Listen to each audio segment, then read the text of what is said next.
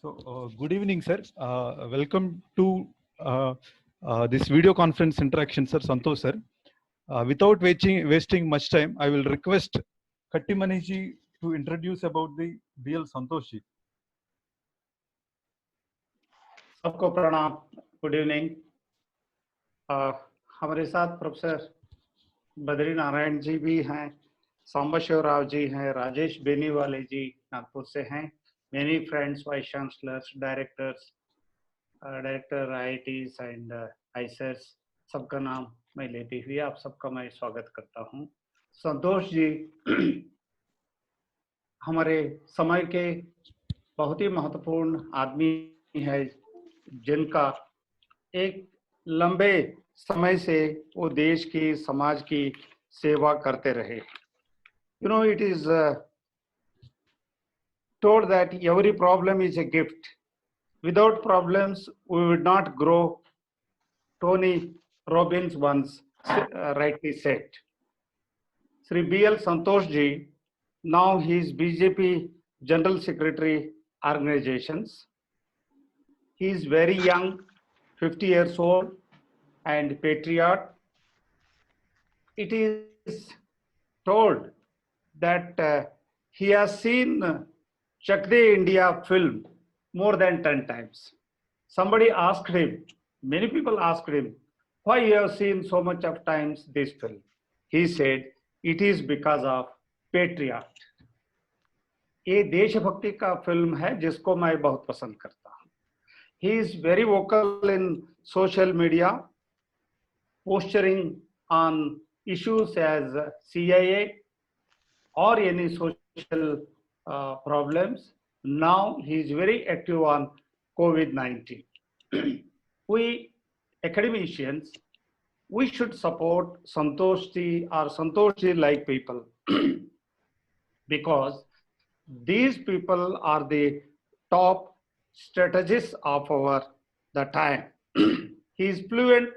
Santosh ji is fluent in his mother tongue is Kannada. He is fluent in Tamil, Telugu, Hindi, English, and Tulu.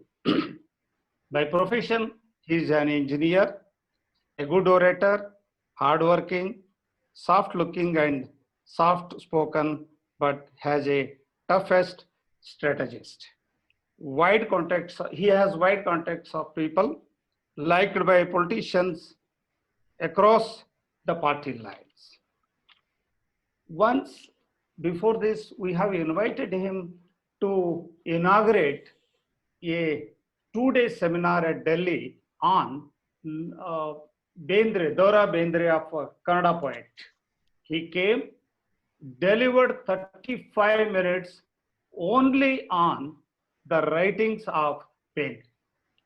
He is such a hardworking academician, hardworking politician. Sir, on behalf of our friends, I heartily welcome you. We have with us Professor Chandekar, Vice Chancellor, Professor R.K. Mittal, Vice Chancellor, Professor R.J. Rao, Vice Chancellor, Professor Kamlesh Joshipura, former Vice Chancellor, Professor Jaiswal, Vice Chancellor, Patna, Rajendra Prasad ji, Vice Chancellor, Agriculture University, Bangalore, Professor Nilima Gupta, Vice Chancellor, Kanpur, Saket Kushwaha ji, Vice Chancellor, Rajiv Gandhi University, Professor Parimal Vyas, Vadodara के vice chancellor हैं, professor RP Tiwari, Sagar Central University के vice chancellor हमारे साथ है, professor Nadgoudar, Rural Development University Karnataka, professor Ramashankar Dubey, vice chancellor Gujarat Central University, professor Badri Narayan ji, director GB Pant Social Institute Allahabad से हैं, doctor we have a special guest with us doctor Uday Puranik, who is a vice president of MNC. He is a thorough writer, speaker, teacher regarding new employment opportunities before COVID and after COVID. Thanks to all, many directors, many PhD scholars are among with us. Thank you very much. I welcome you all once again, and once again I welcome Sri B.L. Santosh. Thank you. Pranam. Thank you.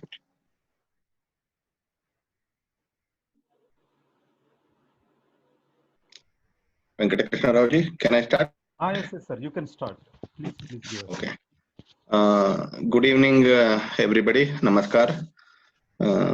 I thank Mr. Venkatakrishna Rao ji and Mr. Tejasvi Kattimani ji who introduced me and also invited me to this august audience of academicians and educationists right from the northern tip of the country, Hamirpur, Prayagraj, Agartala, Varanasi, Delhi to Manipal. From across the country, the educationists and the academicians we have assembled here on this day through this platform. I don't know how far I can give justice to this platform, which I have already expressed my doubt to Venkatakrishna Rao ji, because I am a social activist, right? I am educated, that's all. I am not an educationist. But one thing I can tell you very frankly is that each and every single word that you are going to speak in this video conferencing on this platform, it will reach to the right ears and to the right tables. That much I will assure you. In the same words and spirit that you express, in the same way, I'll reach it to the concerned person. That much I can assure you. I can't assure you anything more than, because again, I'll repent. I may be educated, but I am not an educationist. Before allowing the platform for the discussion or opinion sharing, as Mr. Venkatakrishna Rao has instructed me, suggested me, I will keep some points about the country's handling of this crisis, COVID-19 crisis. Across the globe, 52% of the countries, 52% of the geography, almost more than 52% of the population also, it is right under a lockdown as of now, as of today. 40% of the GDP, who are owners of 40% of the GDP, such countries like US, Brazil, UK, France, Germany, Spain, and Italy, they are one of the worst possible, they have one of the worst possible effect because of this COVID-19. It is an unparalleled situation for the humanity, for the mankind, and it is an unparalleled situation for all the global institutions and also the governments of various countries. Other than World War II in this century, I don't think any of the other problem has affected the mankind and the countries on such a large scale. Across the hemispheres, Western, Eastern Hemisphere, Southern and Northern Hemisphere, across all the 7 continents and across the globe, almost every single country, 185 countries have been affected because of this virus. December 14th or 15th, somewhere the first patient got affected in China's wet market in Wuhan. January 7, the China officially communicated the presence of a new virus which couldn't be controlled by it to the WHO. Then it was named as COVID-19 by WHO and China together.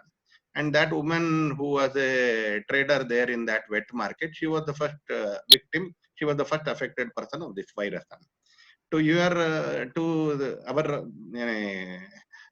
About our country, to tell with pride, our action started right on January 7th. That day evening itself, there was a small meeting, and on January 8th, Prime Minister formed a group of secretaries under the guidance, under the leadership of DGHS, Director General of Health Services, to handle this crisis. From there till today, it has been a battle throughout across the country, right from Kashmir to Kanyakumari. Every single village and every single citizen of this country has been engaged in this battle and cooperating in this battle.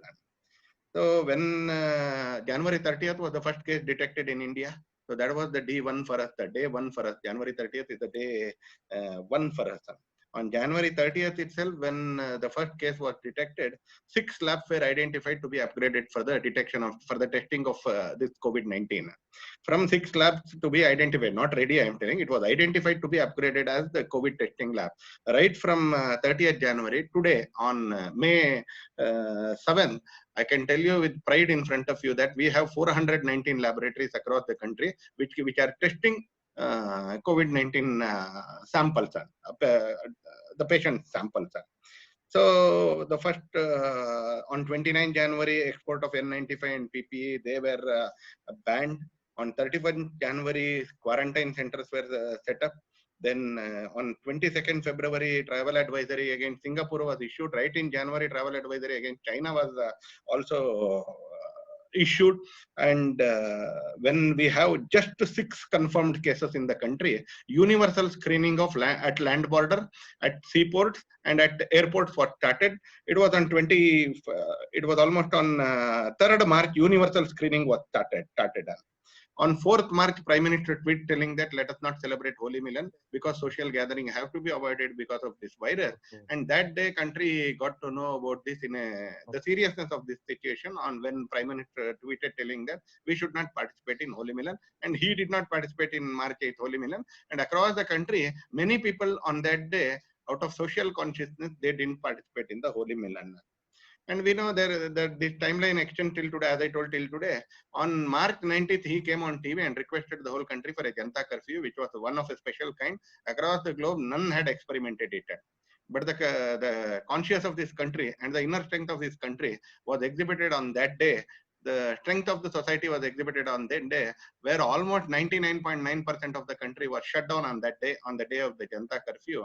And sensing the mood of the people and the psychology of the people, the Prime Minister guided the country on that day, requested the country on that day to come out to their balcony and doors and clap or bang their whatever this thing they had, including the talam or gante, whatever you tell, in respect of corona warriors on that day. We have seen a bit of indisciplined society like our country. I cannot tell ours is a very disciplined country. If you go to Europe or Japan or something, then come back again. Even people who go there get disciplined, and when they come back, they're as indisciplined as possible, like that. But that kind of a country, it came out on that day, on 5th, and it expressed its gratitude to the corona warriors.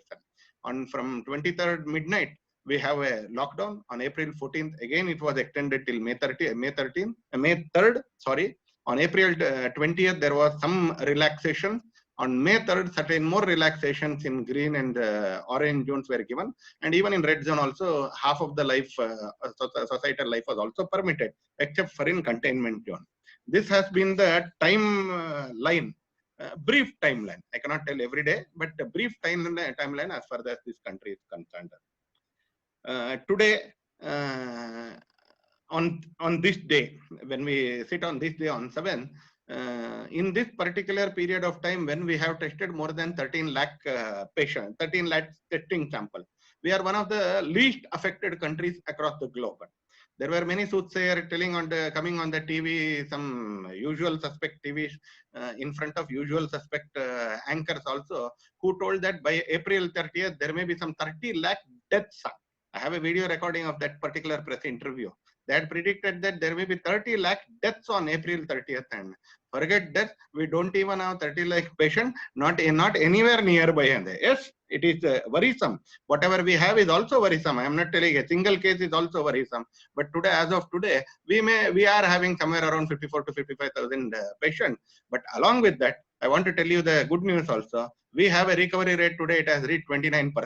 It started from 0%, now it is 29% today, the recovery percentage also. And in a 2 or 3 days, we will be having the highest rate of recoveries across the globe. This is number one.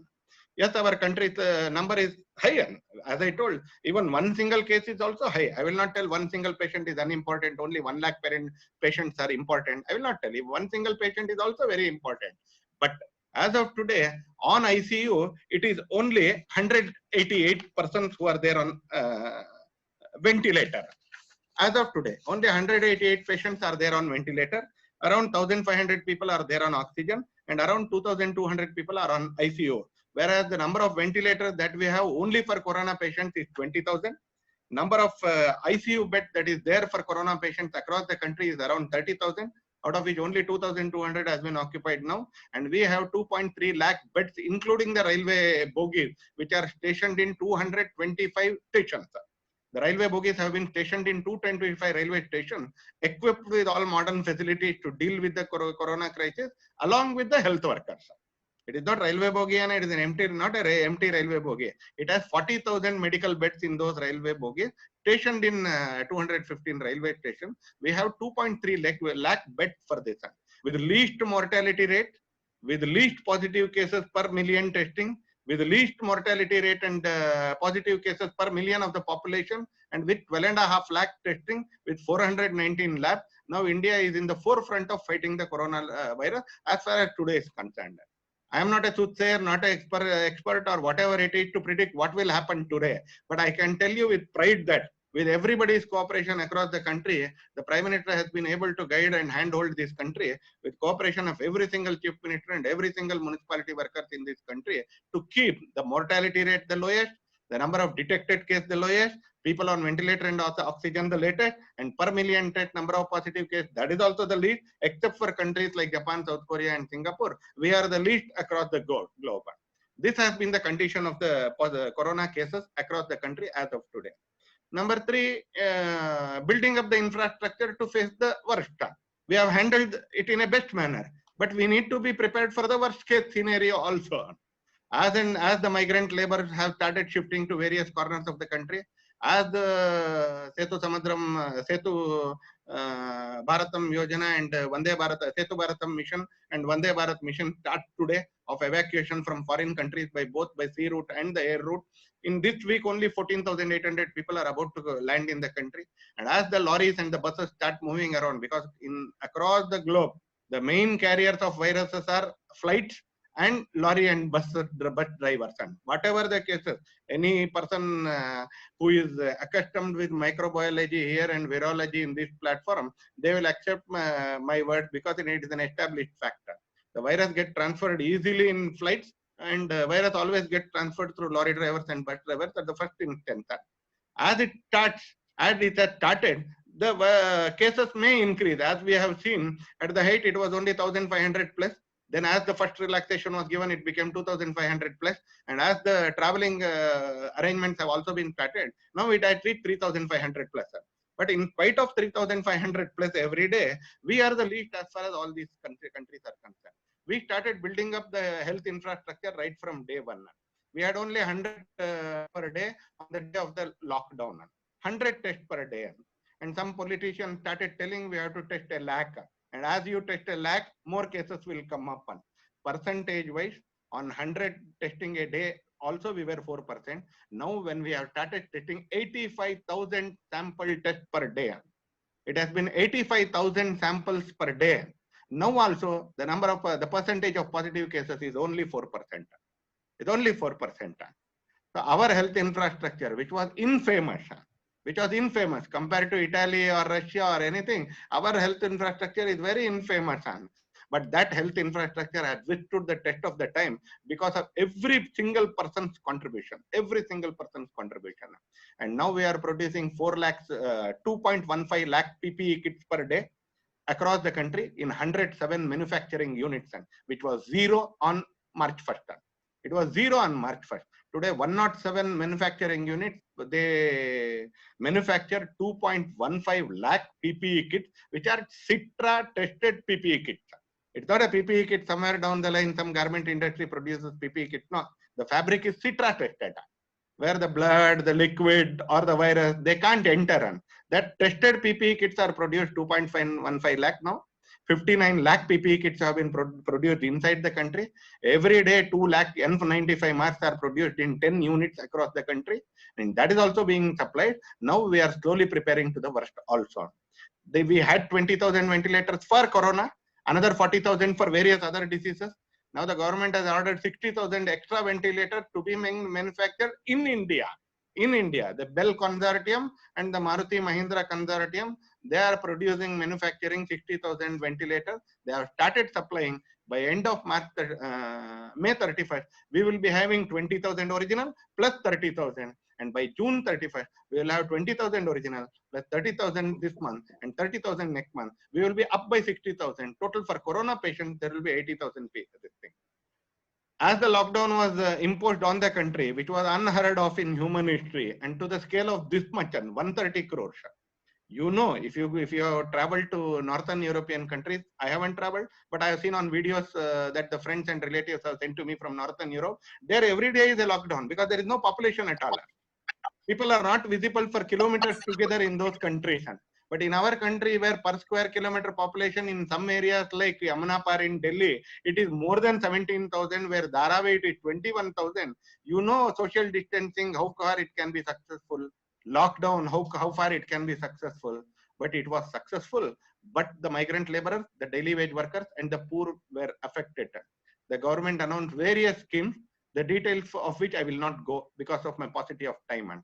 But till today, 39,800 crore rupees have been transferred through direct benefit transfer to 38 crore families across the country, minus ration, including ration that goes to 60,000 families.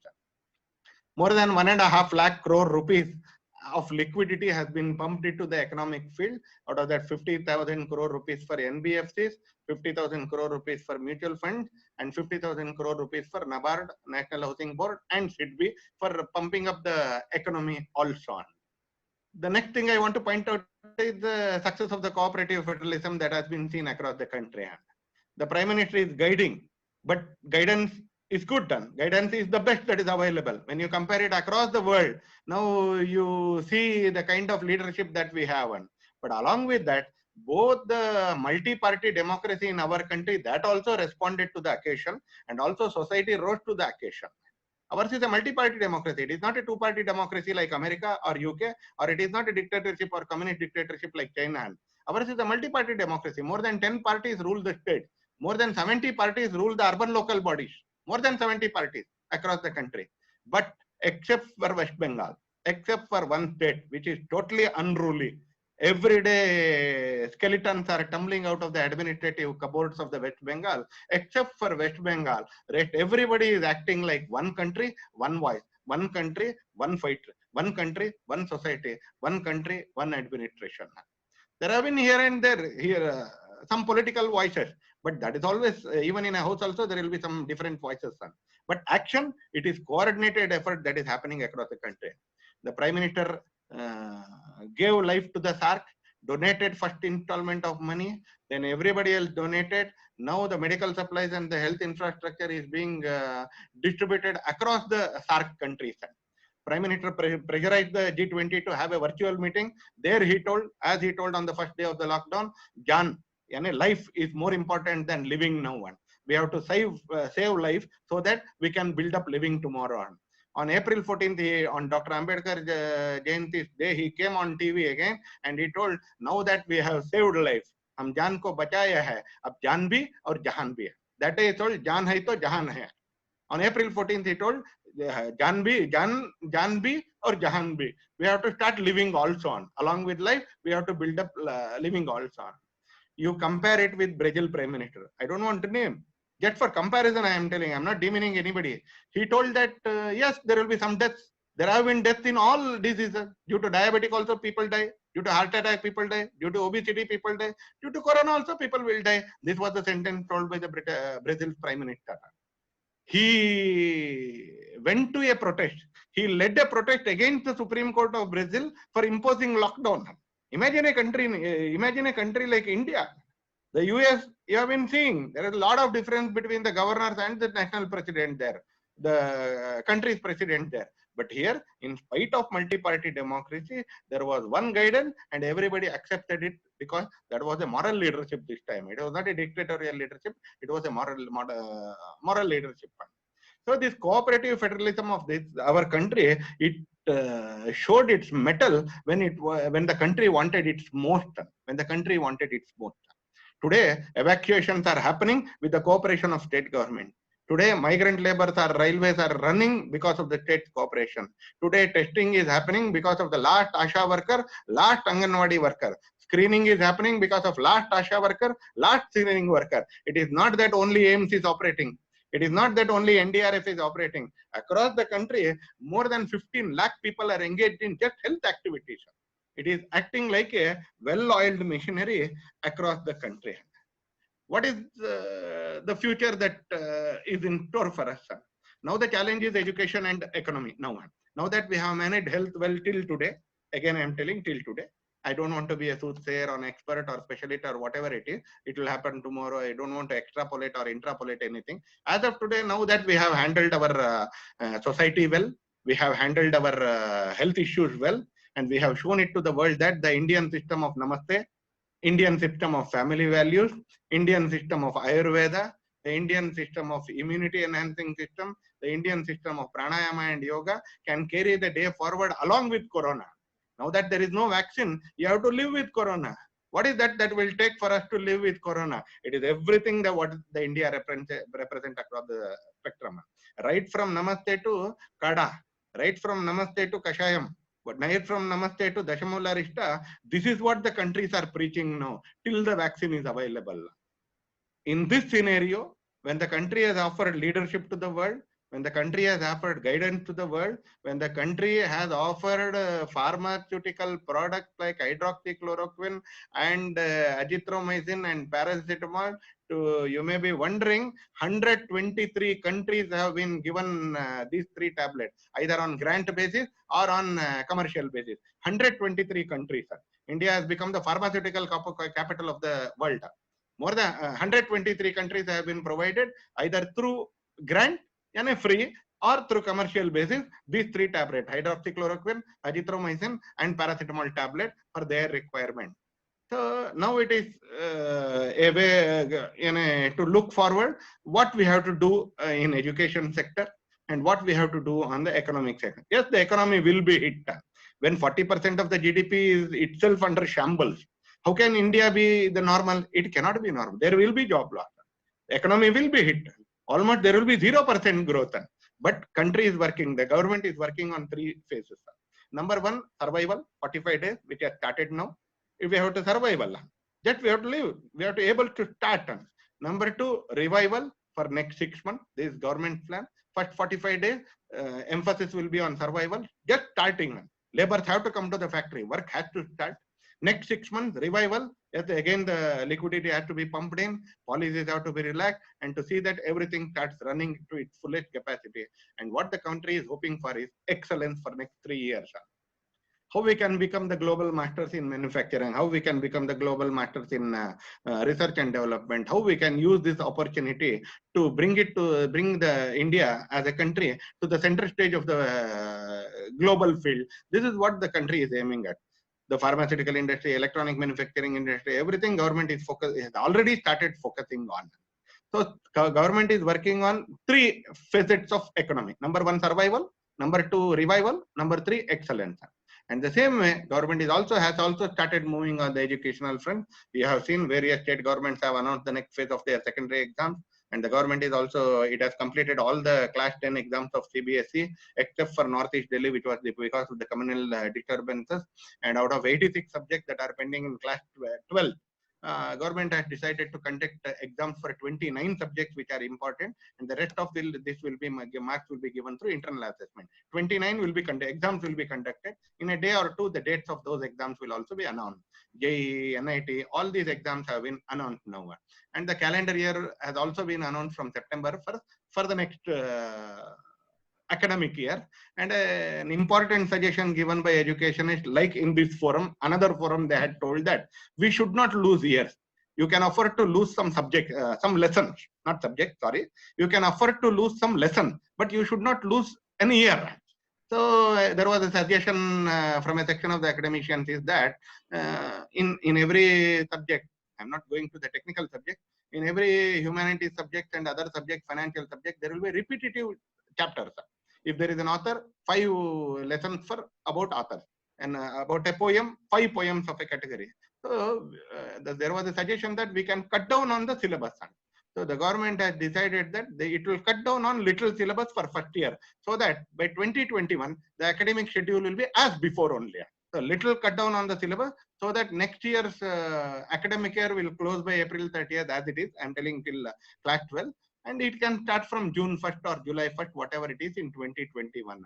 So the government is also working on educational front also, because it is not when classes will start.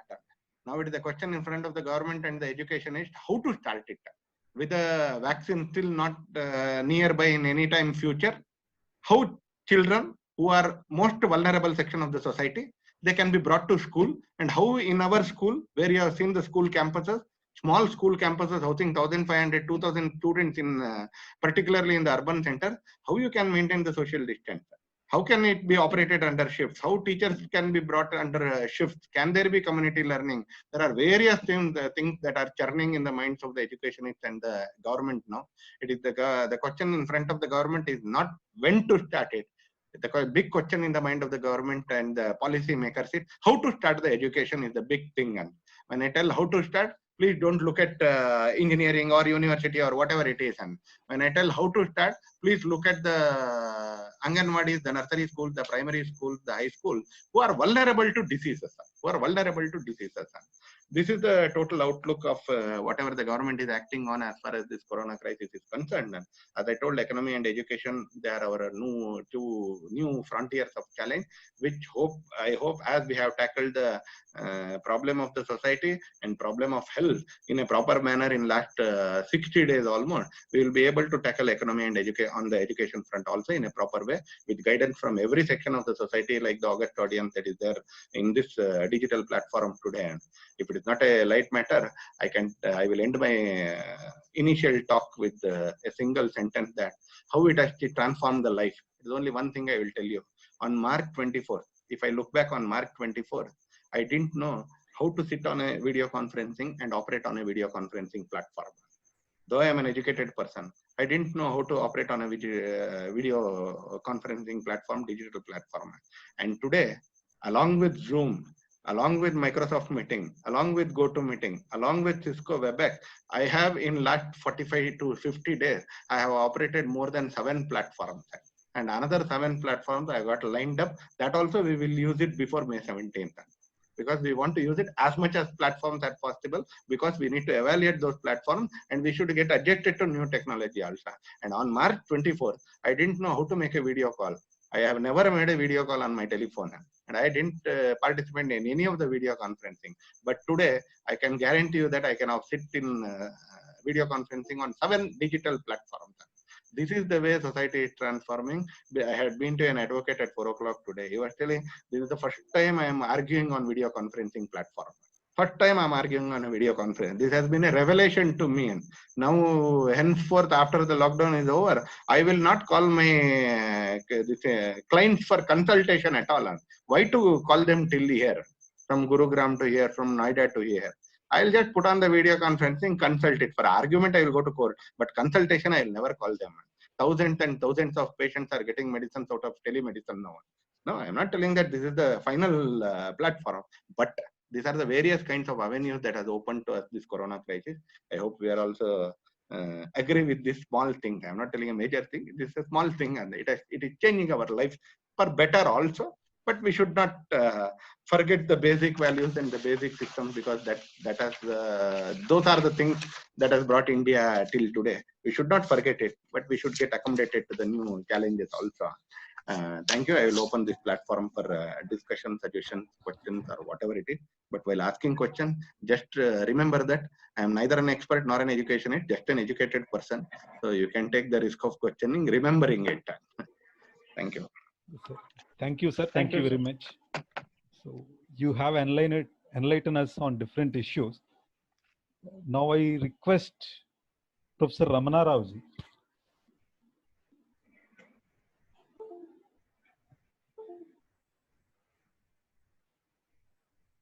Please, 2 minutes for each person.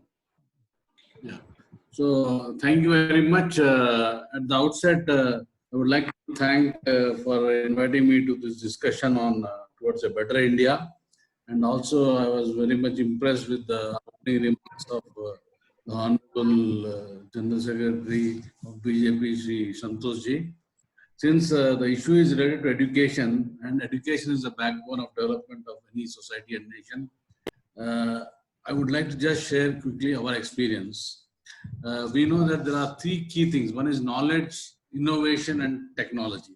So today we are very fortunate that technology is available. We are the world leaders in IT, and we can easily switch from the regular face-to-face to the online teaching. Like Santosh Ji himself has told that in a very short time, he has shifted to so many platforms. So this is very common for all our students, and that is something we are all having advantage.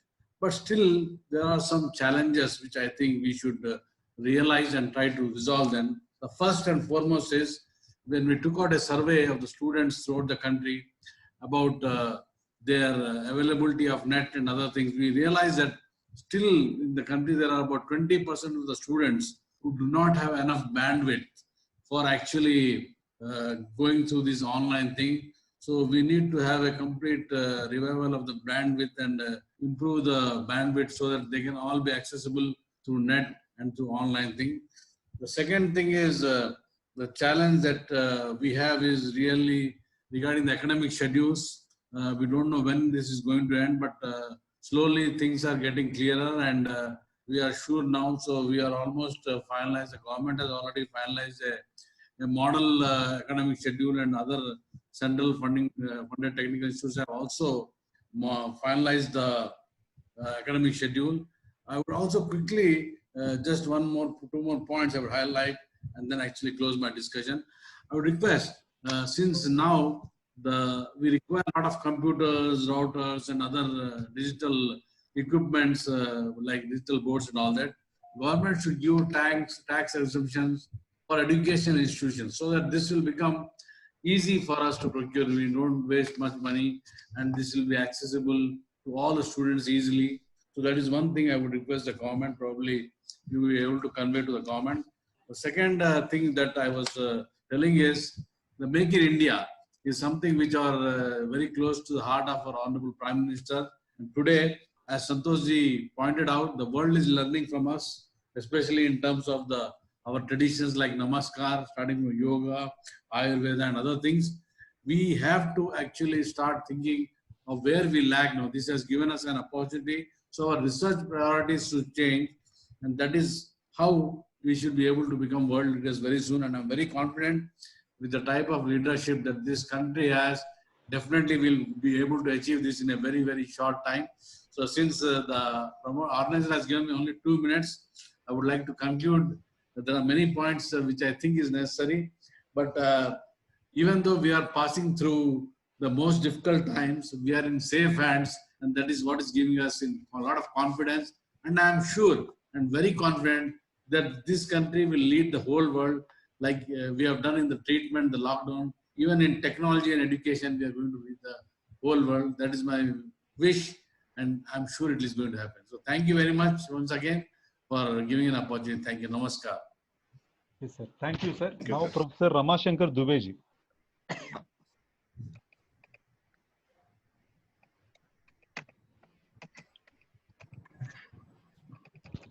Thank you very much for giving me the opportunity. First of all, we are very much grateful to Santoshji for elaborating so many issues and so many ideas. We are from education sector, and we know very well that in our country we are having mainly 3 types of education: open and distant learning, online education, and in conventional universities, the offline education, means class education.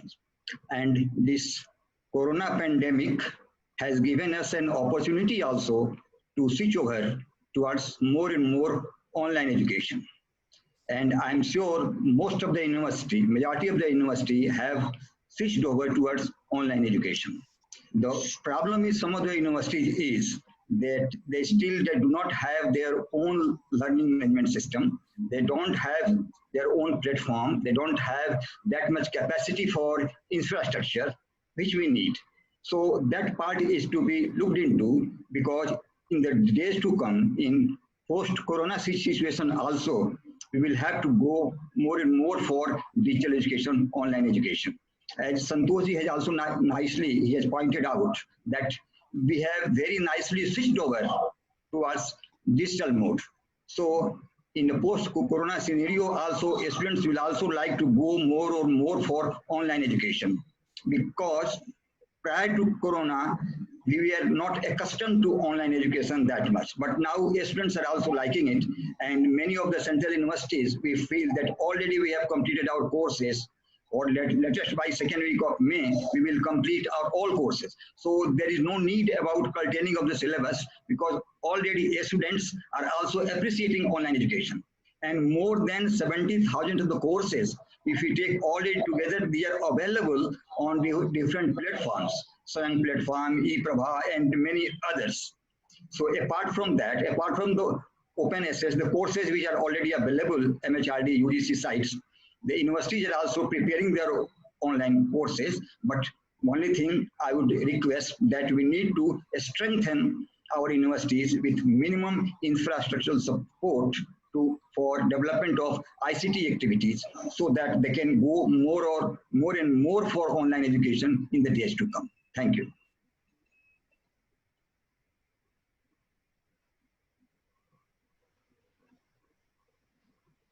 Krishna ji.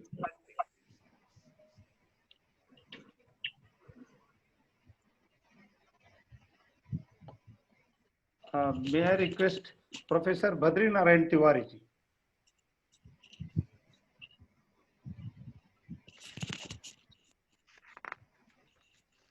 Professor Badri Narayan Tiwari ji. आप unmute करना है बद्रीनारायण जी। बद्रीनारायण जी आप unmute करना है। एक minute Unmute करिए. Yes. Yes, sir. hello हाँ. are you Yes, able to listen me Yes, sir. Please go I'm ahead. thankful to the organizer for organizing such a enlightful discussion and the way Santosh ji told us how government इसमें क्या succeeded to fight 2 minute में corona. क्या बोलेंगे?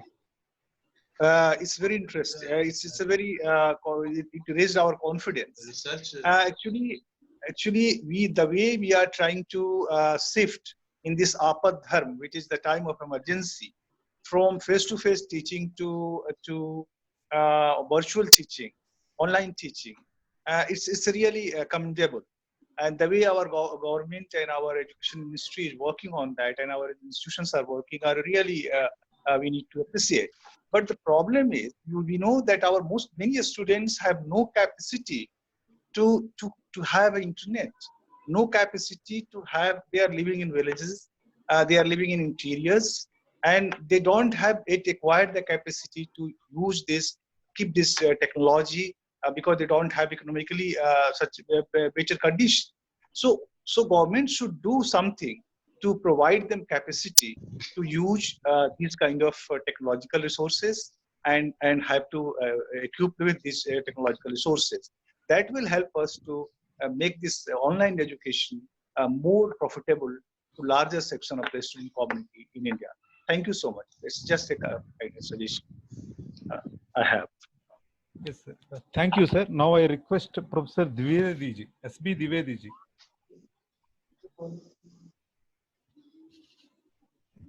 Hello. Sir, please go ahead, sir. Yeah.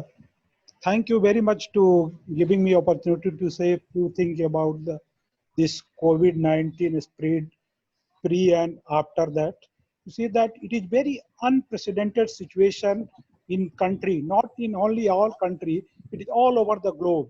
And it is a big challenge for the academic institution, starting from the primary school to the advanced, that national level institutes are all, including university, IT, NIT. We are facing a lot of problems our main problem that in professional institutions, most of the students, they have got the job and now their joining time is coming and we are waiting for their examination. But we have, in short duration, we have shifted to online mode, all our classes, all the examinations and all these things, tutorial classes, all these things we have shifted. And we have made, in very short span of time, we have planned how to that conduct the examination of our students. And it is very effective way we'll manage in the institution. We are managing that one. And see, I would like to thank our government, how timely they implement that lockdown situation in our country. Due to that, it is not spread too much, and that is in controlling situation. And academic will control that one. All academician will control the calendar, all professionals examination by online mode. Or those students who don't have the internet connectivity, for that we are giving the special treatment for the doubt clearing session. It can be managed through telephone, WhatsApp call. By that we can special 1 or 2, 5 student grouping. We are giving them that doubt clearing session after providing their teaching material. That will be the best way to that for those students they don't have the internet connection. Okay, the time duration is very short for the 2 minutes. Then I again that I stop by that, and I want to thank all of you for the organizing such a nice platform for discussion. Thank you. Okay, thank you. Thank you. Yes, sir. Thank you, sir. Now I request Professor Tiwari ji, R.P. Tiwari ji. जी hello Yes, sir. Please Is go hear ahead. me? Yes, yes, sir. We Yes, can sir. hear you. Please go ahead. सबसे पहले मैं आप सबको नमस्कार करता हूं और आज गौतम बुद्ध की जयंती है उसमें भी आप सबको greetings my most sincere greetings to all of you Thank you. and I'd like to thank the organizers for having arranged this very nice discussion where I heard for the first time Honorable B.L. Santoshji and the preparedness of the government, the action that the government has taken so far to contain the corona pandemic in the country, and various measures that the government has very successfully implemented in containing this. And I fully endorse his views that India, by and large, has been very successful in containing the adverse impact of this. And rather, what I can say is that it has not, it has contained this disease to coming to the community level, and that is a remarkable achievement. And I like to compliment the government as well as all those who support this government for containing this. Now, since the decision is on education, and this is fact, and the history is, there are n number of examples where a pandemic of this magnitude occurs, new world order appears, and the Homo sapiens are very intelligent animals. We always find better alternative to survive, and that is what has happened in the geological past on so many occasions. Major crises have happened, and we have come out victorious with those crises, and we have developed new world order, and we have developed new techniques for meeting the requirements of all sections of the society. And this is great challenge for us to innovate, and that is what is happening. And now we are on online education, though there are shorts coming of this, we are facing some problem, but nonetheless, by and large, we are coming successfully. Most of the educational institutions, online education is being imparted. Now, what is the need of the hour is that we should develop some mechanism to integrate online education with face-to-face learning. And, we have some clear-cut guidelines for future, because, this, Honorable Santoshji telling that, most of us are learning this online things. This is occasion for us to learn. So therefore, and whatever we have learned now during this crisis period, we should cherish this, and we should continue to use this for the welfare of the youth of the country. Therefore, what is required is that a certain component of online education be integrated with offline education, with face-to-face education, so that we have clear-cut guidelines, and certain percentage of all the courses are covered in online mode. And our youth become habitual of this, because it has certain other inherent advantages. It is not only that since students are not inside the campus, therefore we have to impart online education. This will help resolve several other associated issues for the larger interest of the nation. Therefore, clear-cut guidelines, in my opinion, should be there on online education. There should be regulation on online education, so that we continue with this, and we continue to serve the nation.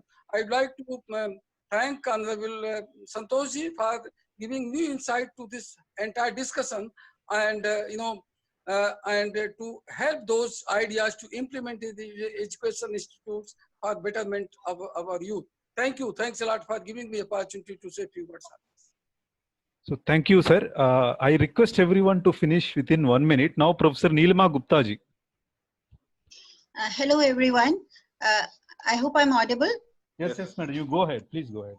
Well, I thank Santoshji for his wonderful talk.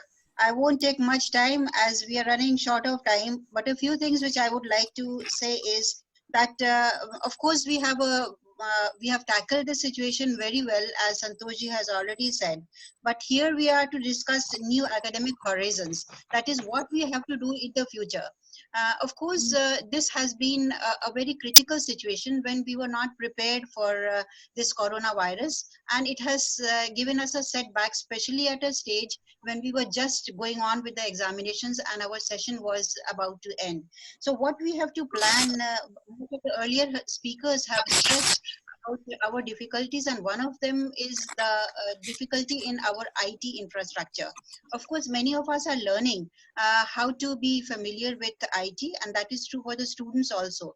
But I would like that the government takes initiative in strengthening this IT facility all over the country. Like we have electricity supply, which has been strengthened, water supply, which has been strengthened. Similarly, we must have this IT facility also, which should be strengthened. And finally, I would like to suggest that since we were not prepared for this pandemic right now, and that is why we are facing such a lot of difficulties, I suggest that we should take these two sessions, 2019-20 and 2020-21 together, so that the loss which we are having in this session, we should plan it out very carefully, and we should compensate it in the next session. And finally, this should be a lesson, because necessity is the mother of invention. I would say that this necessity has given, has made us conscious that we should strengthen our IT facilities. So in future, when we are free from this virus also, we should continue to use this technology for teaching, learning. Thank you very much once again. Thank you. Now I request Professor Meena Hariharanji. Namaste, thank you very much. I would really thank Santoshji for the excellent address. Sir, you have actually touched upon very important points related to the discipline of psychology. When you mentioned that the nation is now leading towards survival, revival, and excellence, actually you have touched upon what we call as resilience. Our country is a resilient country, and history has proved it time and again that whenever we face any crisis, we come out resilient and we excel after that. So we all are looking forward to that excellence of the country in every sphere, including the economy. So we would be able to revive, not only revive, but also excel. Sir, you also very passionately pointed out about the leadership of our Prime Minister Modi ji. And this is very successful leadership, I would say. And he is able to do that. You also mentioned about the various ways by which he tried to bind the people of the country by ringing the bell, clapping, lighting the lamp, and then, spreading flower petals, etc. So he has in fact touched upon the Indian psyche, and the successful leader who is able to touch upon the psyche of the society, of the community, would be able to gain the cooperation of everyone. You started by saying that we are having the cooperation of everyone, including the state governments. So that is the reason, sir. So when we are talking about the psyche of India, I would also like to talk about the psychology as a discipline here.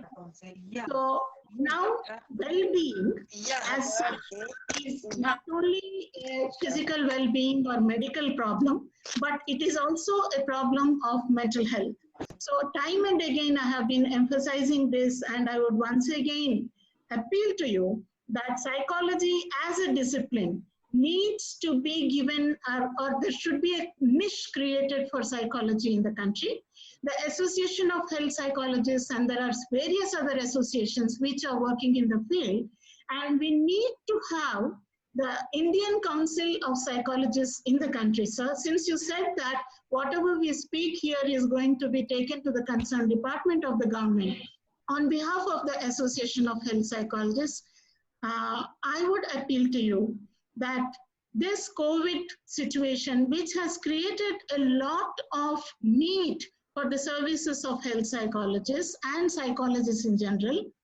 It will also continue even after the lockdown is lifted and when the economy is reviving. So different sectors of our society is going to need the services of psychologists in the country. Hence, I would appeal to you to take it to the government on behalf of all the psychologists here to start Indian Council of Psychologists, whereupon we will have the professionalism protected in the services of psychologists, sir. So thank you very much once again. Thanks. Thank you, madam. Now I request Professor Kamlesh Joshipura ji. Namaskar, Katimuni Saab. Thank you very much for giving me the opportunity. I will try to conclude in 59 seconds only. I am very much aware about the time constraint. Thank you very much, Santosh ji. Santosh ji, आपको पहली बार सुनने में काफी हमें प्रसन्नता हुई. I am very much delighted to hear about the socio-political background. Let me express my view in a clear-cut manner that let us be realistic about the state conventional system. Almost 93%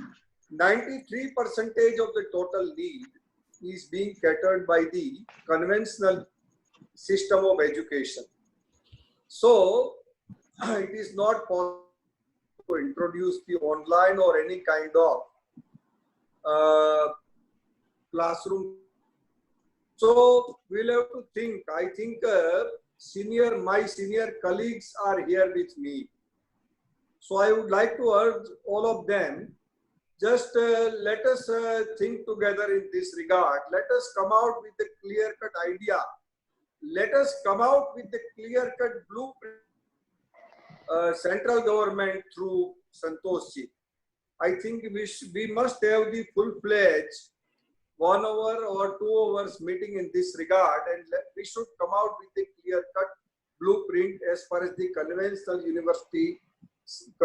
university systems are concerned. That's number one. Second thing, from constitutional point of view, I think under the Article 21, that's the right to life. Santosh ji, as you must be aware about that right to life, it includes the right to health. Right to health is the positive responsibility according to the emerging trends in the jurisprudential system of the Constitution. At the same time, right to education also comes under.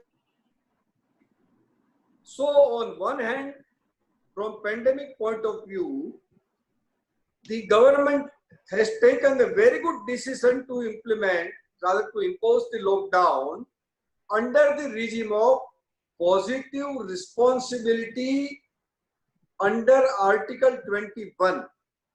So wisdom on the part of central government, especially on the part of Modi ji. Second thing now, the most important part, it is about the right to education.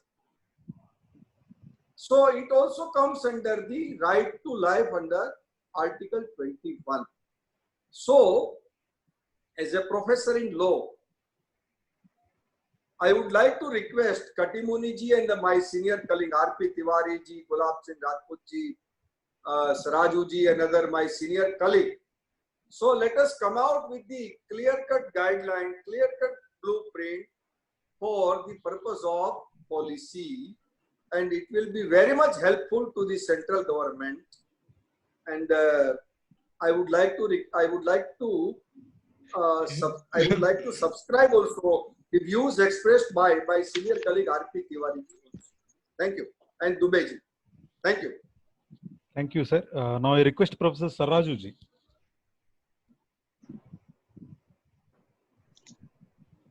Am I audible? Yes, sir. You please go ahead. Santosh ji and respectable members of this meeting.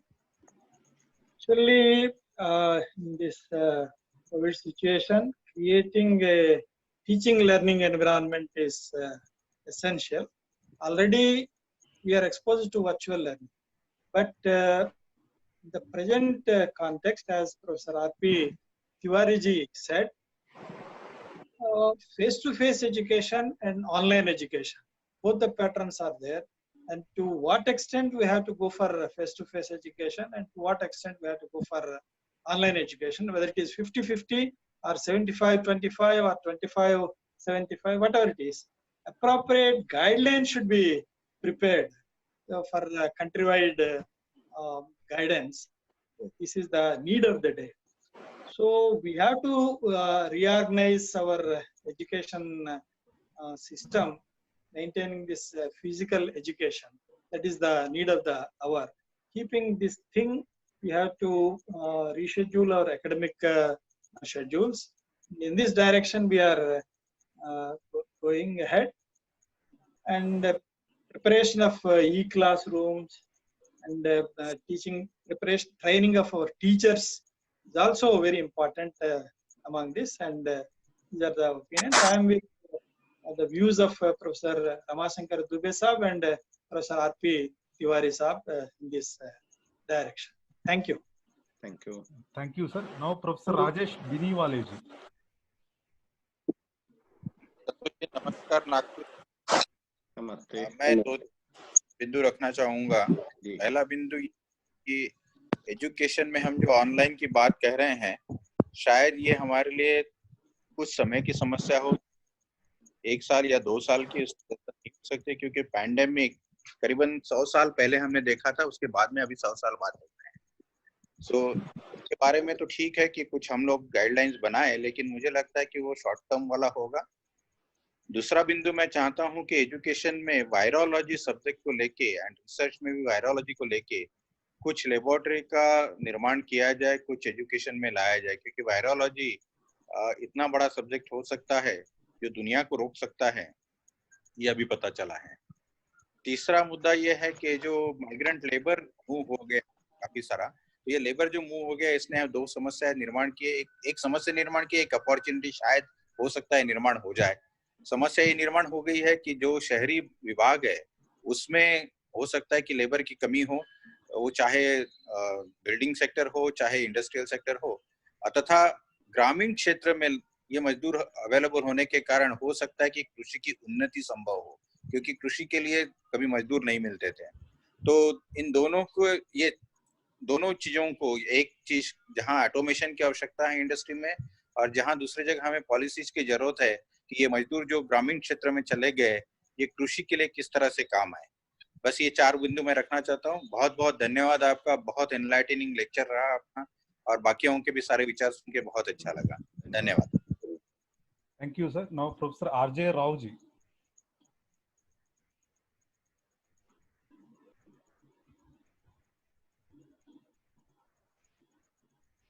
Sir, are you there? Okay. Now I request Professor Jamuna Madam. Jamuna ji.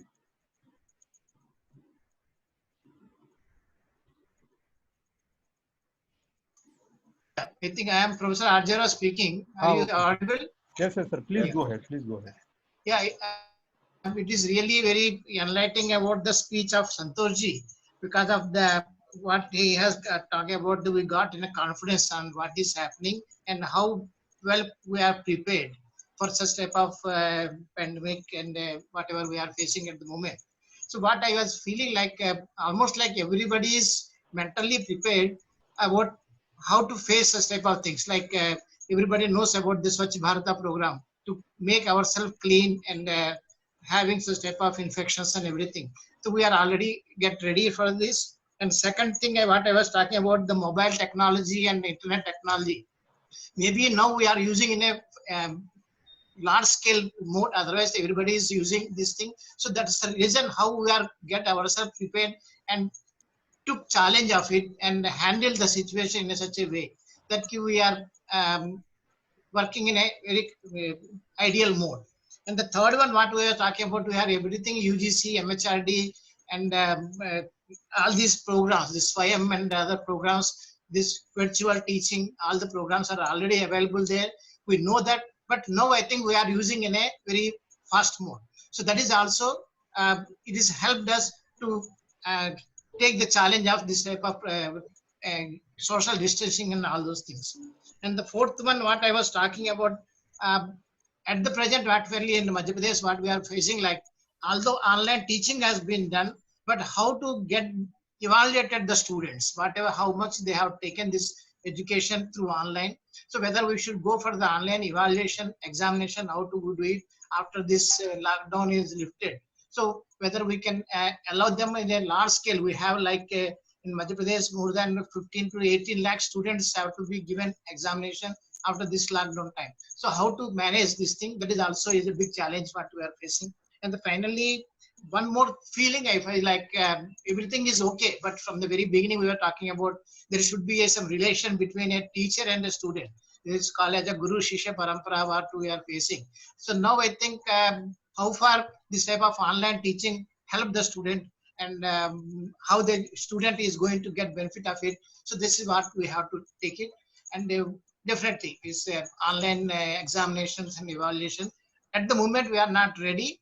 Maybe we are ready and we are well prepared for all the technologies available, and we are started using it. I never used video conferencing and Skype and all those things, but now we are using it. And again, we should get ready for the online evaluation of the student. Thank you very much.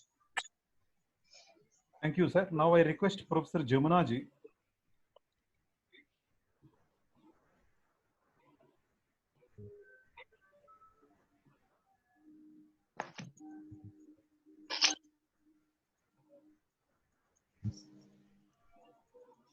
Madam, are you there? Okay. Now I request Professor Parimal Vyasuji. Namaskar. Am I audible?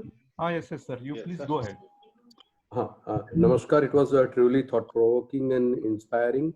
I would suggest that we will have to strategize our action plan in two ways. Number one, we have to focus on our short-term challenges being faced by the education sector, and then we should also go for preparing long-term strategy to see to it that we can truly make it big, and then we can globally lead in the education sector in near future. I'm of the opinion that yes, we need IT infrastructure, especially in state universities, but our entire education system has become so much examination centric. We will have to learn out of this COVID-19 to create, setting up digital libraries, and then integrating the academic programs. There are always certain common, curriculum which students can learn on its own and can give examinations.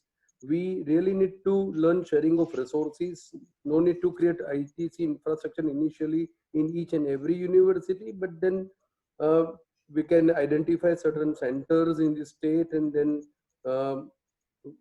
one immediate concern which I would also like to express, how to conduct online examinations. It's a big challenge, and we have to look at online examination to make it more attractive, because it saves time, it is more customized, but then we should also keep emphasis on the face-to-face teaching. The another aspect on which I would like to request that we should very critically evaluate our research potential and research output. We need to strengthen our research activities very much with the industry. We need to focus more on application oriented. And last one experiment which Government of Gujarat has done, I have already stated in my suggestions in the chat box, that the Government of Gujarat has been distributing tablets to all first year students, for last couple of years. I believe the similar experiment can be carried out, and then with that distribution of tablets now, I think for the state of Gujarat, it is very, very easier for us to implement online education or virtual education. But we have not explored how to conduct examinations that we are working upon, and I'm sure we would be able to, find out some solution. It was truly thought-provoking and inspiring to listen, Santosh ji, and it's wonderful to interact with the stalwarts of academic profession at the country. Thank you very much. Thank you, sir. Now I request Vaishampiyan ji. Yeah, good evening. Am I audible? 1 minute. Yes, yes, sir. We can hear you. Please go ahead. Yeah. Well, I feel so happy to be here to interact on pre and post-corona impact on academics and education. That's certainly a subject of paramount importance to keep us at par with the rapidly advancing knowledge jewels and knowledge hunt in national global scenario on the subject, its perspectives and strategies, overarching the goals of achieving the realm of education with a higher spatial resolution in this pandemic phase the whole world is passing through. And I fully endorse respected Santosh ji's view that we do essentially require to strengthen the foundation of all primary and secondary school education, enriching the subject matter to the children, conveyed and emphasized through e-teaching and e-learning by virtue of our teachers, to be trained more and more in this useful modern era in order to proliferate brilliant products receptive at university level, to render commendable services to science and community, art and creativity, mankind and humanity, the grassroots level society, and the predominant knowledge-based national economy at large, especially in this age of ICT adoption and cutting-edge technology initiatives. It is the high time to seriously make use of all 10 modes of e-teaching and learning by the education institutions throughout India, duly approved by MHRD and UGC. The time is very short, but to name few, SWAYAM online courses, UGPG MOOCs courses developed by SWAYAM, ePG Pathshala with 23,000 modules available, eCourseware in UG subjects with 24,000 modules, SWAYAM Prabha with 32 DTH channels, very illustrative, CEC UGC YouTube channel, National Digital Library, now free to all, Shodh Ganga with 260,000 Indian electronic PhD thesis, eShodh Sindhu with 15,000 core and peer-reviewed journals, and Vidwan carrying latest information about experts. This is, in short, my view that may be picked up by all universities of India to make a boost to our education sector right from primary to secondary and higher education, even in this pre-corona stage, as well as corona stage and after corona stage, because many multinationals are now looking at India. So we can develop our microeconomics and macroeconomics if we are strengthening ourselves first. Thank you very much. Thank you, sir. Now I request Muralidhar Chandekar ji.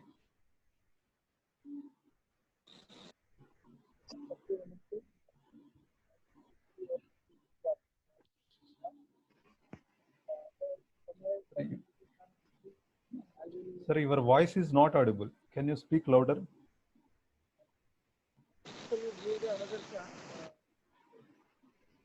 Okay, sir. It seems your bandwidth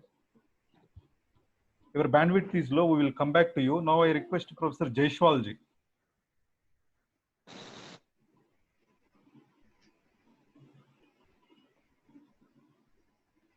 Hello. Yes, sir. Please go ahead.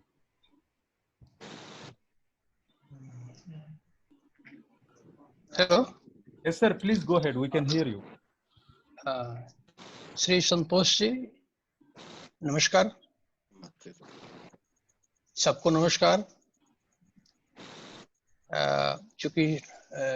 Due to paucity of time, I would like to highlight some of the important things relating to the post-COVID-19 new academic horizon.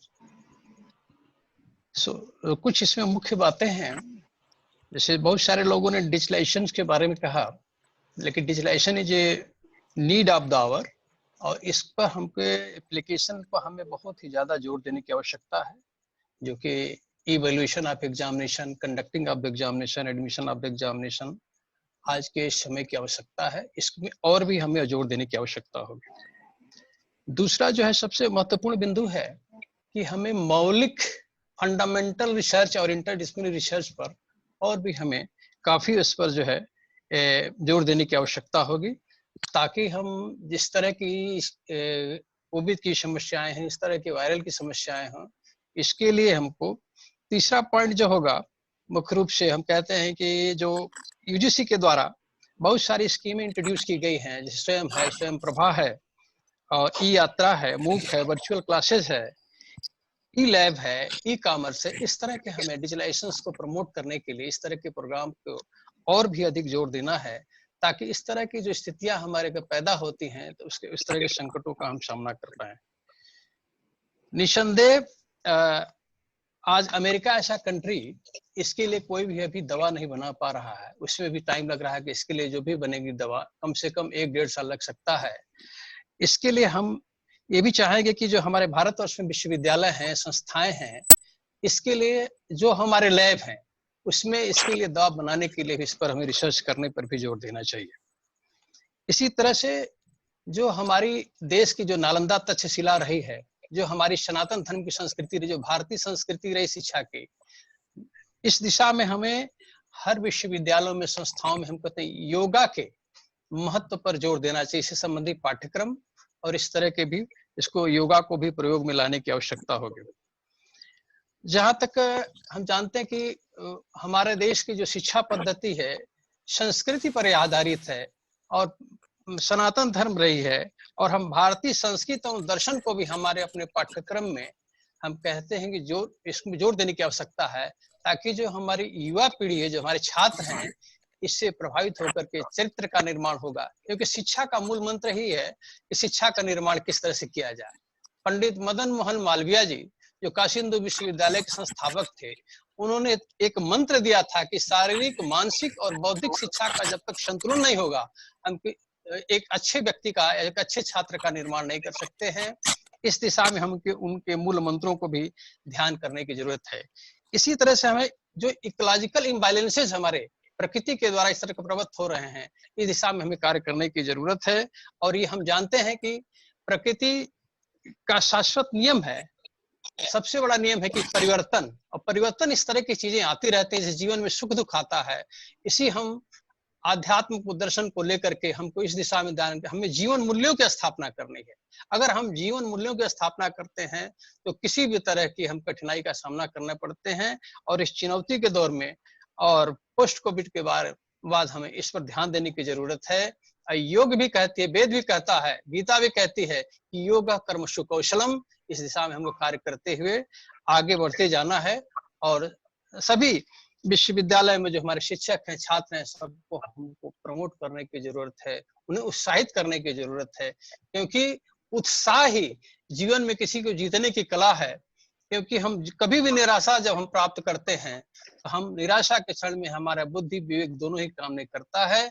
इसी शब्दों के साथ हम एक बार और बसंत जी को, संतोष जी को, कट्टी मुनि जी को और जितने वाइस चांसलर आए हैं सबको हम नमस्कार करते हैं। Thank you, sir. Now I request GRK Shastri ji. Sir, please finish in 1 minute. Sir, I have to make one point. RK Mittal. Okay. Please go ahead. Please go.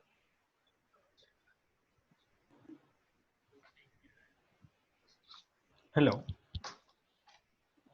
RK Mittal ji, are you available? Yeah. Good evening, sir. I have a small point to make here regarding the revival of Indian economy in the post-COVID situation.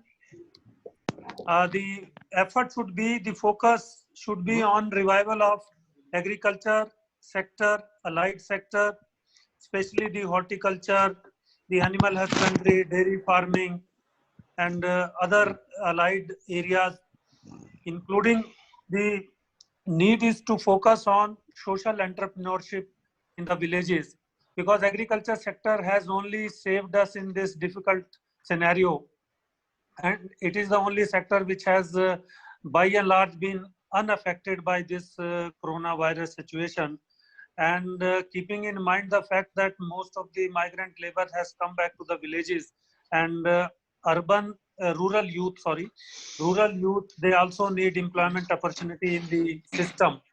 And agriculture sector is the only sector which require little effort, which require little capital, and it needs to be integrated with the educational system, whereby the youth could be easily shifted to such type of activities which are related to agriculture sector. So this is only my suggestion, that agriculture sector, allied sector, the social entrepreneurship, and linking these sectors with the educational system, so that entrepreneurship can develop, and we can, in a short span of time, can support the Indian economy and create large number of jobs, which is the need of the hour. And as far as the industry and other sectors are concerned, they will take some time for their revival. Thank you so much. Thank you, sir. Now I request Professor Rajendra Prasad. After that, we will take a last call. Yes, sir. Rajendra Prasad, are you there? Sir, speaking. Hi, sir. Can you hear me, sir? Yes, yes, sir. Please go ahead. Please go ahead. Yeah, sir. Thank you. And sir, as you ever, they were to this also agriculture also slightly affected, especially during the last season, because when you harvested the crops, especially vegetables, has got affected with respect to the marketing, and also interstate movement of the produce has affected. As a result, the farmers has suffered a lot. My point here is, since as our Mittal has mentioned, this is one area where really not much, it has supported the activities taken by other sectors. But here, because of the migration of the many of the laborers in the future days, it's become again agriculture activities and allied activities may find difficulties. Therefore, especially we have to focus much more on the mechanization, especially for the marginal and small farmers, where the number of percentage of farmers in the country is more than 80%. This is one thing, sir.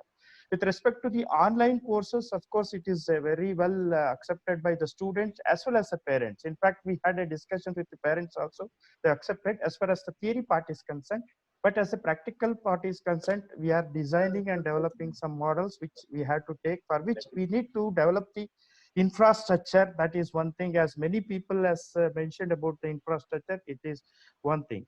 Again, there is a lot of scope for the export of our produce, agriculture produce, because of the other this COVID, and for which we have to strengthen the infrastructure as far as the quality concern, quality production is concerned.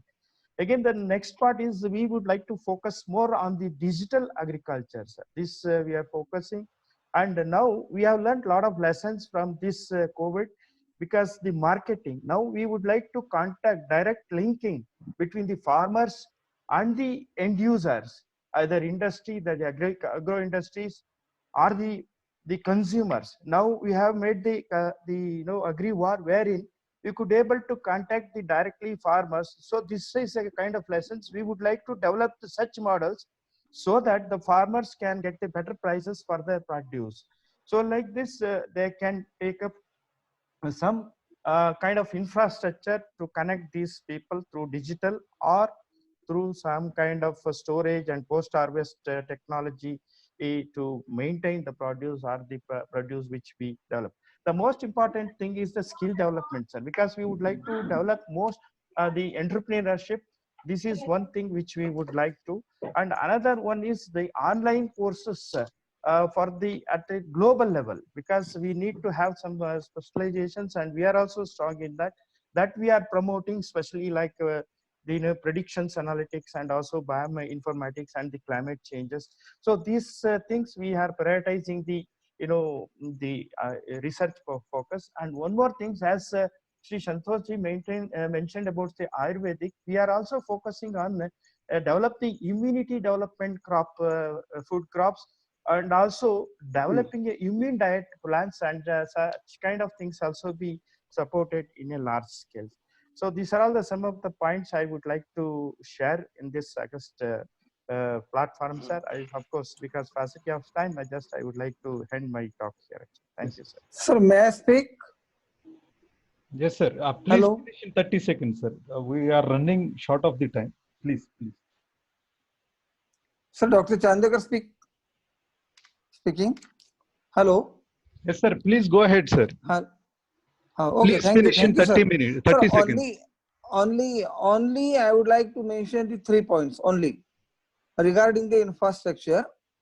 Corona के बाद में जो स्थिति अभी निर्माण हुई है, जो हम डिजिटाइजेशन के जो बात करें, तो 1 point should be digital infrastructure. We should develop the digital infrastructure. That means at the university level and college level. At every university level, we should establish the learning management system and transforming university knowledge center.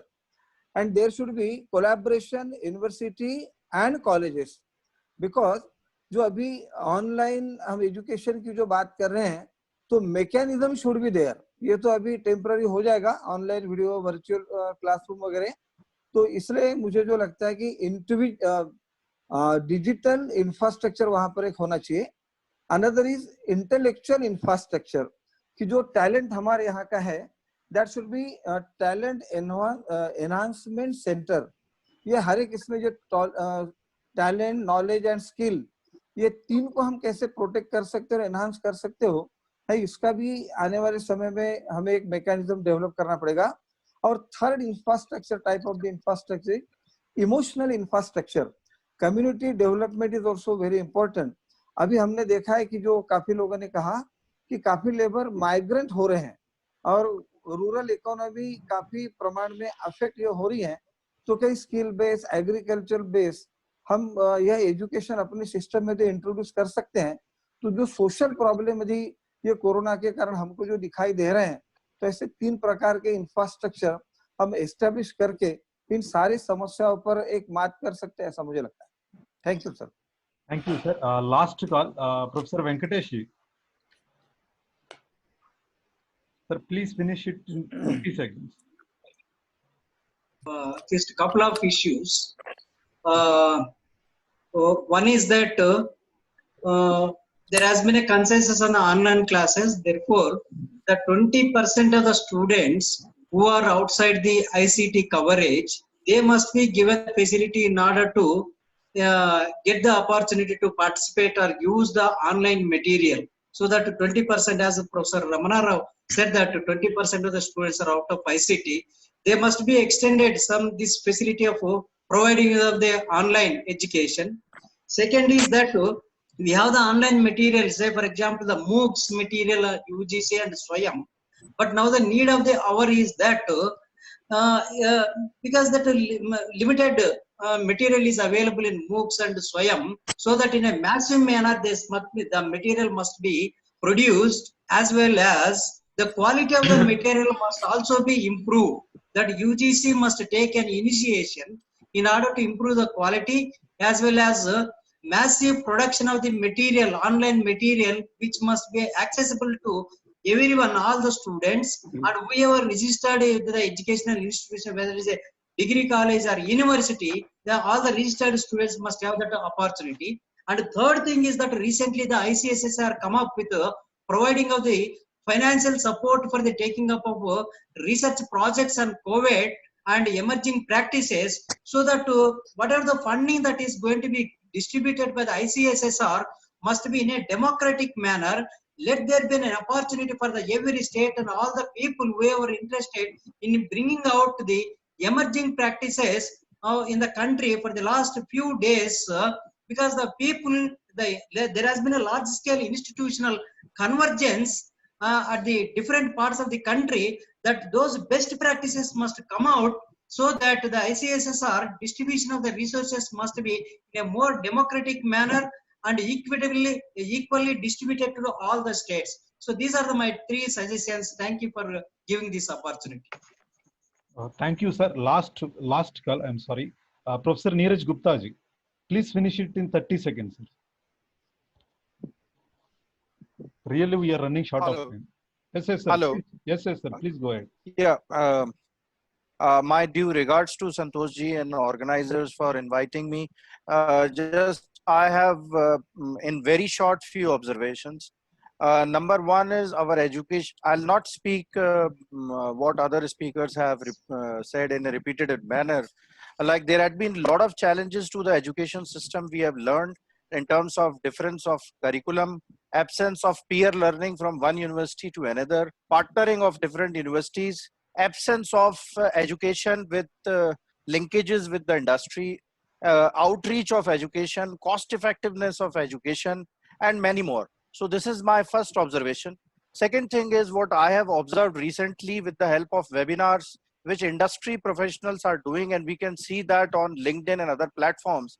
There is a huge appetite in professionals using their experience and knowledge in terms of sharing.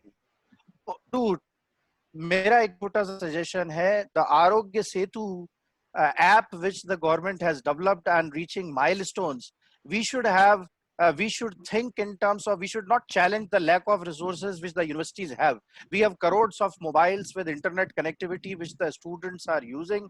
We should use and develop a new e-governance initiative at the government level for making a Shiksha Setu app sort of thing on the lines of learning from Arogya Setu, because every challenge is a new learning and that gives a new opportunity.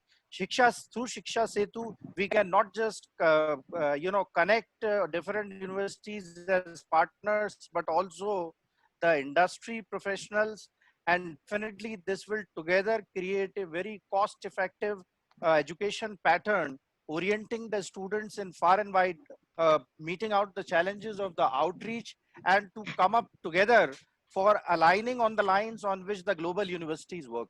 So I rest my case, sir. If given an opportunity, I would like to interact more on this and share my thoughts. I'm not such a learned person. All vice chancellors have spoken, and just a small thought from my side, sir. Thank you, sir. I am sorry again. Uday Shankar ji, last call. Still some more are there. We couldn't. Uday Shankar ji, please finish it in 30 seconds. Sir Venkatji, I also want to speak after. Sir, next time. Sir, we are running short of time. We are sorry for the inconvenience. Yeah, I know. Actually, earlier you called. Yeah. Hello. Am I audible? Yes, yes, yes. Please go ahead. Yeah, you continue. I have 3 suggestions because a lot of people here have addressed about the operational and delivery mechanisms. I'm talking about the new horizons, which was the part of the topic. The first thing is jobs post-corona will be requiring cross-functional skills. And if our students really have to get this kind of jobs, the curriculum at the university level needs to be revisited. Second is Make in India initiative requires capacity building in academic sector.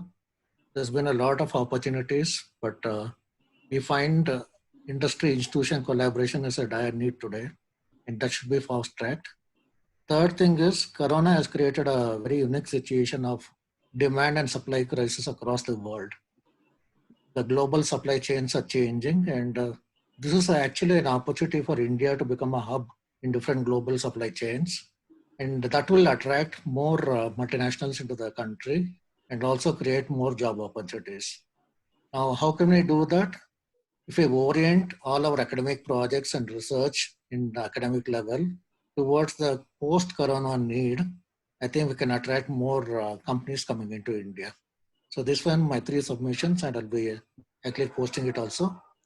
Thank you very much. Thank you, sir. Now, I request GRK Shastri. I don't know, Santosh sir may scold.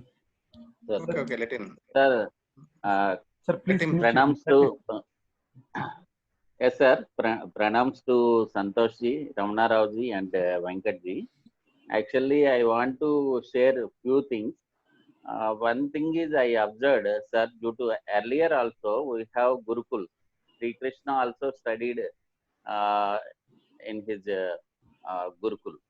But the thing is, in past days, if you go anything in the reality, what I observed in Sri Chaitanya, Narayana, many institutes, they are removing so many faculty due to the online education, and they are clubbing 5 sections, 6 sections, and they are keeping only seniors. So if we are going completely switching into online section, online education, many people will lose, because in America or European countries, people are not there. That's why even car door automatic or car gate, door, everything is automation is there. But we are having so many faculties, so many people. So it may be given like Professor Ramanarao sir said, 10% may be online or 20% may be online. Completely we should not go. And we are also very glad. China has given virus and India has given medicine as well as Jagadguru Modi. And we are also very much strong in medical field, sir. Our doctors are best, our pharmaceuticals is best. But the thing is, we are having AICTE like hub. So we are giving so many engineering institutions. But for medical, we are not keeping so much because medical colleges are required. Medical colleges and nursing colleges are required. If it is there, because in the pandemic earlier, Cuba, they produced, now Cuba is supplying doctors, but we cannot. Our doctors are very less. That's why RMP, PMP doctors are coming.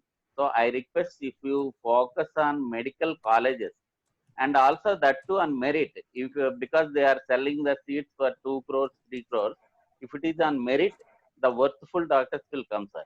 So these are my observations.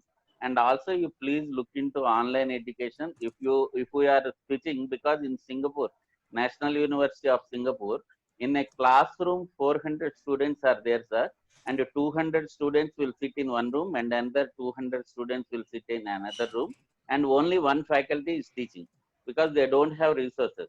But we have many number of people. So if we are switching, it will be lost. That is only my request. That's why I disturbed everybody in the running. Thank you, sir. Thank you very much to Venkatji as well as Santosh. Namaste, sir. Thank you, sir. Now I request BL Santoshji to give concluding remarks. Thank you all the senior members of the academic world and the education world for your valuable suggestion. As the organizers have also mentioned, I have also mentioned my mail ID also. You can give your suggestions, whoever has not got the opportunity to speak here. That is number one. Number two, a lot of good suggestions have come which will reach to the concerned quarters. Only need to make a few observations. Number one, many academicians and educationists, you have cautioned against too much of online education. I will make it very clear, neither this platform was for propagating online education, nor the government or the system had decided that everything should be made online education. That was not the this thing at all. Online education has its own flip side also, along with the positive side. That also we need to keep in mind, because human touch is the best touch that we have. Unless the teacher and the student, they mingle with each other, no qualities can be inculcated in a student. And because education is not a dry subject, it is a dynamic subject where values need also to be inculcated. So it requires some kind of personal participation also. But there will be a big portion, there will be a good proportion of online education also, keeping in mind the changing scenario and the developing opportunities. Number one is the present system of whatever may be the teaching methods, one teacher, one class per year, one teacher, one subject, all at the basic level till 10th standard or 12th standard, we need to become flexible. We need to become flexible. The world before March 24th in our country and the world after this corona crisis, it will be a totally different world. It will be different for agricultural people, a farmer. It will be different for politician. It will be different for urban population. It will be different world for migrant laborers, and also it will be different for teachers and educationists also. You can't just think of the same as that after July 1st or August 1st, again I'll be going, signing up in the morning, do some classes and come back, and that will not be the case. We need to be flexible. So we have to open up so that how we can localize education, how we can accommodate the new challenges. And there are many things that have come up here. So one thing is for sure is life science and public health will become part and parcel of new education system. You take it for granted. Anybody teaching anybody subject, you should be expert in public health issues and you should be expert in life science issues, because you have to teach it across the spectrum. Otherwise, in a new world where epidemic keeps rising every 6 months, because coronavirus is not the last virus that is going to appear on the horizon of the earth. Epidemics, pandemics will become order of the day. So the education system also needs life science and also the whole skill development. It will also go sea change. It will also go sea change. Major software companies, they have come up with a proposal to the government telling thousands of workers can be sent on sabbatical so that the education field, children, parents, and the teaching community can be adopted for the new technology. The government cannot spend so much of money on training the teachers, but the software companies are ready to send people on sabbatical for a year or 6 months so that the technology factor can be addressed. The community participation, it will be to the highest level. Without community participation, education cannot run. And when you start online education or cable education, whatever may be the medium, the role of the parent becomes very big. It may be, in some cases, it may come at par with the teacher. Now it is not at all there. In many cases, it is not at all there. Now that parent participation becomes a very big issue, because unless parents cooperate, unless parents interact, we can't make it wholesome education through online education. So these are the various kind of things that are emerging. I'm not telling anything decisively. These are the things that are emerging. Can a teacher teach in the community he or she lives till class 10 with various flexibilities without the student moving too much, but the teachers moving? Can the teacher teach in a community where he or she lives? This is also gaining prominence. This thought process is also. Now the teacher, he starts from here, he travels in some cases hundreds of kilometers, which is not at all feasible in post-corona world till the vaccine is found. How can he travel safely? Or he going from an urban center to a tribal village, he going from an urban center to a village. The village won't accept him at all if he is coming from Bombay, Bangalore, Chennai or Surat. The village will not accept the teacher at all. So can the teacher teach in a community where he lives? Can the teacher travel less but inside the community? These are the various things that are coming up in the minds of the teachers, educationists and the academicians. This was a brainstorming session that was organized by Venkata Krishna Rao and Katimaniji.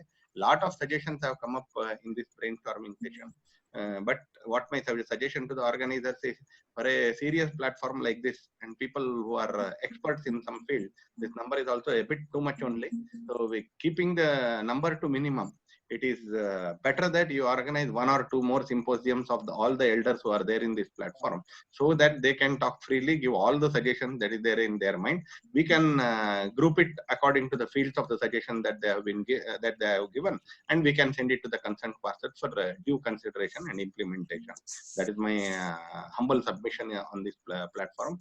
I thank all the elders who have assembled here and organizers also for giving me an opportunity to be among you. My last sentence will be, the world is looking at India and we need to rise to the occasion. This is a once in a lifetime opportunity for the society and the country.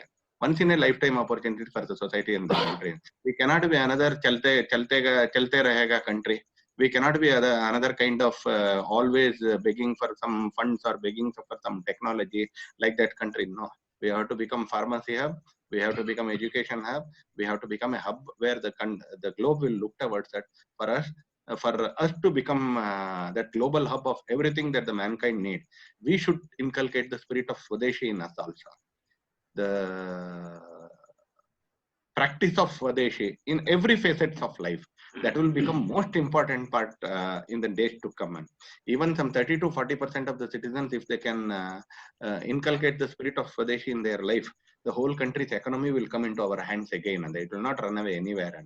And along with that, as I told earlier and some of you mentioned also, right from Namaste to the family value. If a foreign family, if it has to live inside a house for 45 days, 60 days, there will be violence inside the house. But here, people are enjoying that life. Yes. Because there is something called family in our country.